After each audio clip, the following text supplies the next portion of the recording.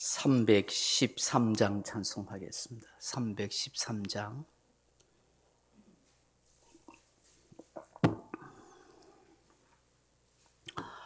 (313장입니다) 내 임금 예수 내 주여 이제이니 주님 앞에 한없는 은혜 받고서 내 생명 모두 드리오니 그 풍성하시는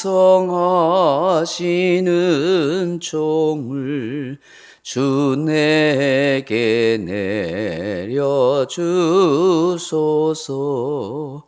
내 임금 예수 내 주여 내 허물은 덮으시고 주 십자가에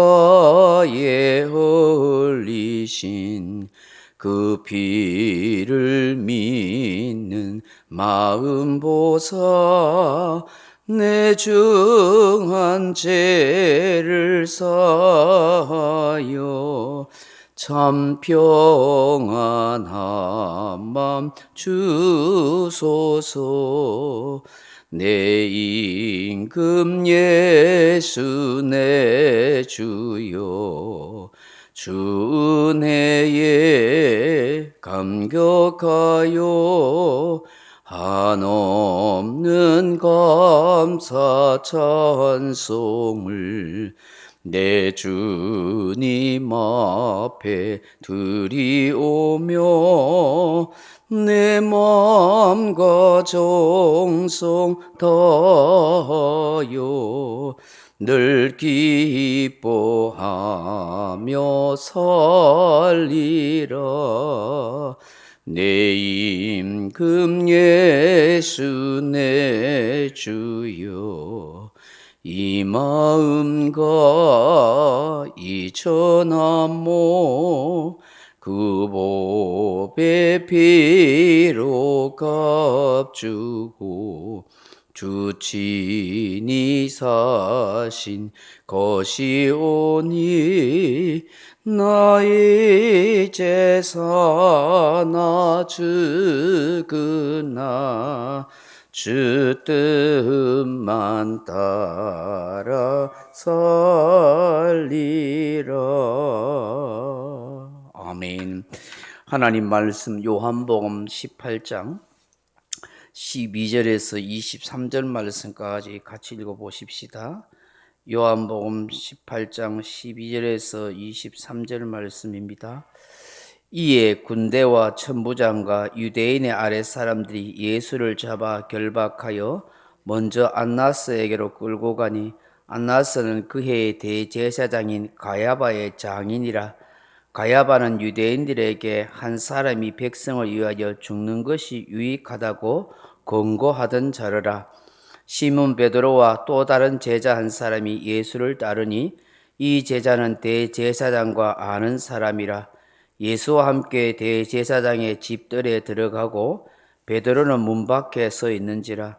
대제사장을 아는 그 다른 제자가 나가서 문지키는 여자에게 말하여 베드로를 데리고 들어오니 문지키는 여종이 베드로에게 말하되 너도 이 사람의 제자 중 하나가 아니냐 하니 그가 말하되 나는 아니라 하고 그때가 추운 고로 종과 아랫사람들이 불을 피우고 서서 쬐니 베드로도 함께 서서 쬐더라. 대제사장이 예수에게 그의 제자들과 그의 교훈에 대하여 물으니 예수께서 대답하시되 내가 드러내놓고 세상에 말하였노라. 모든 유대인들이 모이는 회당과 성전에서 항상 가르쳤고 은밀하게는 아무것도 말하지 아니하였거늘 어찌하여 내게 묻느냐. 내가 무슨 말을 하였는지 들은 자들에게 물어보라. 그들이 내가 하던 말을 아느니라. 아멘.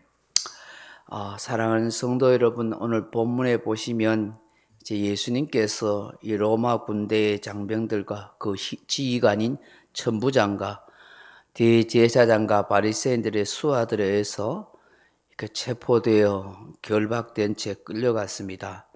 그런데 먼저 안나스라 하는 사람에게 끌려갑니다. 그 사람은 그의 대제사장 가야바라 하는 사람의 장인이라고 그렇게 말씀합니다. 이 안나스도 전직 대제사장으로서 당시의 정치적, 종교적 영향력을 꽤 행사하던 사람이었다고 합니다. 왜 이 사람에게 먼저 끌려갔는지는 알 수가 없지만은 예수님에 대해서 굉장히 궁금해했던 것은 사실인 것 같습니다. 그의 사이가 현직 대제사장 가야바로서 함께 호의호식하면서 권력의 단맛을 맛보고 누리며 살던 부패한 종교인이었습니다.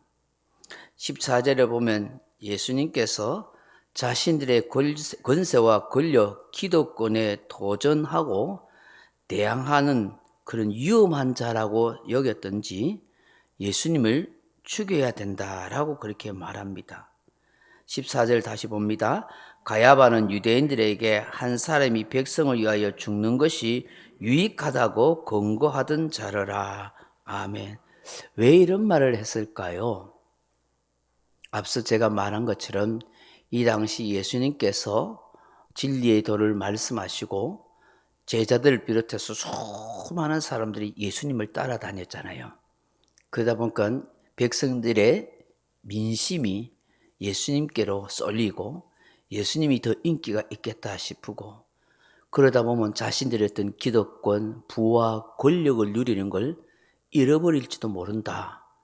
잘못하면 저 예수와 제자들과 수많은 백성들이 밀란을 일으켜서 지금 자기들이 나름대로 편안하게 누리고 사는데 잘못하면 이 로마 군대가 전쟁을 일으키나 또 밀란을 일으키는 저들을 체포하고 저들을 또한 구금하고 전쟁을 일으켜야 할지도 모른다. 뭐 이런 생각을 하게 됐던 것 같아요. 어쨌든 간에 기존 기득권을 누릴 사람은 사회가 소요되거나 뭐 전쟁이 일어나거나 밀란이 일어나는 걸 원치 않지 않겠습니까? 그러니 저 예수 한 사람 죽으면은 나라가 편안해질 거다. 그러면 우리가 가지고 있는 이런 모든 권세와 부와 기득권을 결코 잃어버리지 않을 거다 하는 이런 생각을 가졌던 것이죠. 그래서 예수 한 사람이 죽는 것이 그야말로 온 백성과 나라를 위해서 좋은 거다라고 그렇게 이야기했다는 것입니다. 사랑하는 성도 여러분, 인간은 이처럼 자기의 욕망, 자기가 가진 권세, 기득권을 유지하려는 그런 타락하고 악한 마음이 있다는 것을 우리는 알게 되는 것입니다. 여러분, 대제사장이 어떤 존재입니까? 하나님 앞에 제사 예배를 집례하고 백성들의 죄를 위해 중보 기도하는 그런 중요한 영적인 지도자가 아니겠습니까? 그런데 이들이 세속의 욕망과 세상의 달콤한 권력의 맛에 빠져버려서 참된 진리의 말씀을 듣지 않고 오히려 하나님의 뜻을 거슬리는 불의하고 악한 그런 어리석은 삶을 살아가고 있었다는 것입니다. 세상의 세속의 욕망에 빠져 있는 이들이 오히려 하나님이 보내신 메시아를 죽이려는 그런 악한 마음을 가지고 있는 것을 보게 되는 것입니다. 저도 여러분도 기도해야 할 것도 바로 그것입니다. 하나님, 경건히 살면서 세상의 욕망과 타락한 이 세상의 정욕에 빠지지 않도록 늘 하나님의 뜻대로 살게 해주세요라고 그렇게 기도해야 하는 것입니다. 사랑하는 성도 여러분, 또 오늘 본문에 보시면 예수님께서 잡히시던 그 밤에 이 베드로와 또 다른 제자가 예수님을 따라갔다 그렇게 말씀합니다.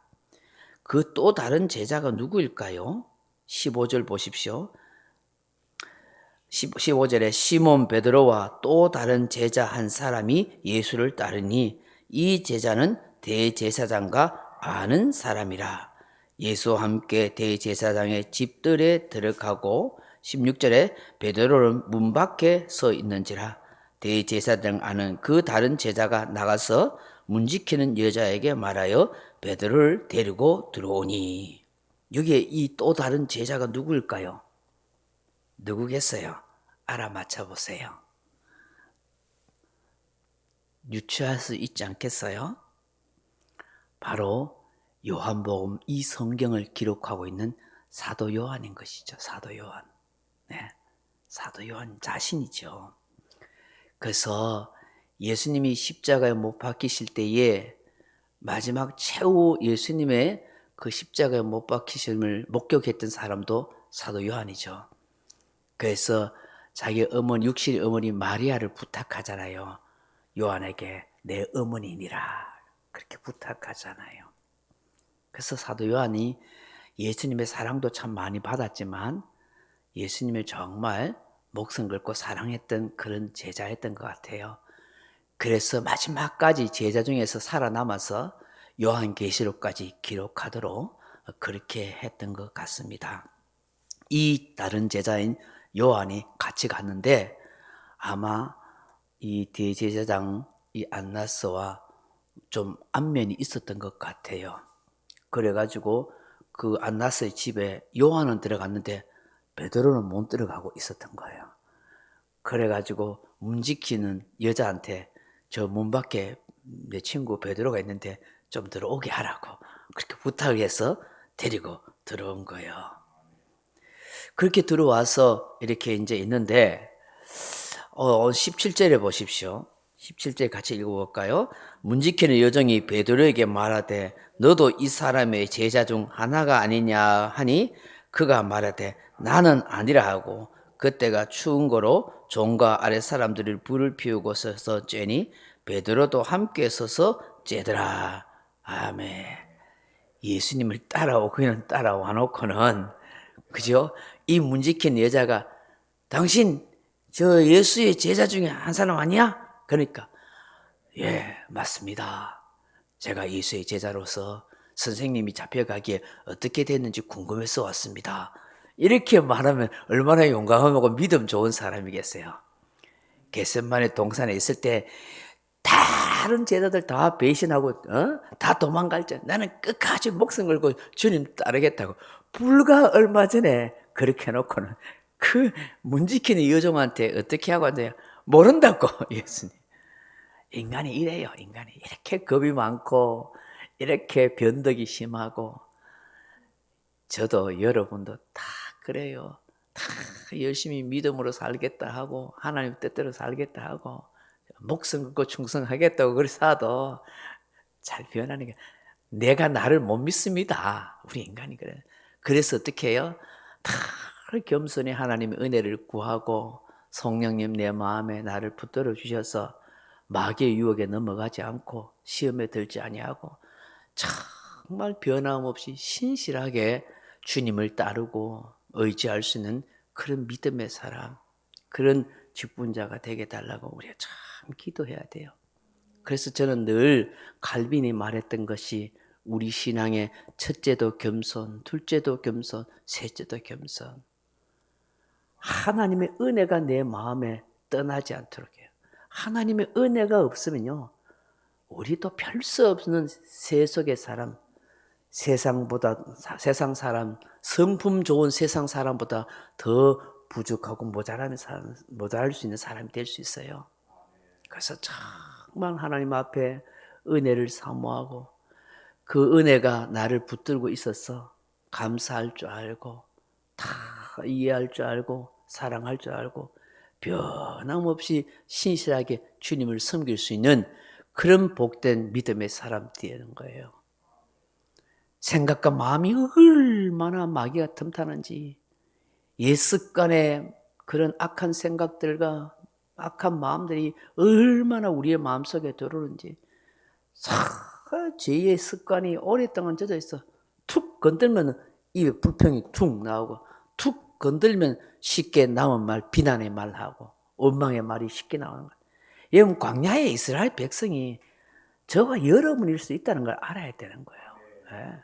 그게 뭐 백성들이나 장로들이나 뭐 지도자들 똑같아요. 별 수 없는 연약한 인생이에요. 네. 다윗도 넘어지고 아브라함도 넘어지들 아닙니까? 은혜 없고 믿음 바로 서 있지 않으면은 정신 바짝 차리지 않으면 더욱더 우리가 넘어질 위험이 많은 거예요.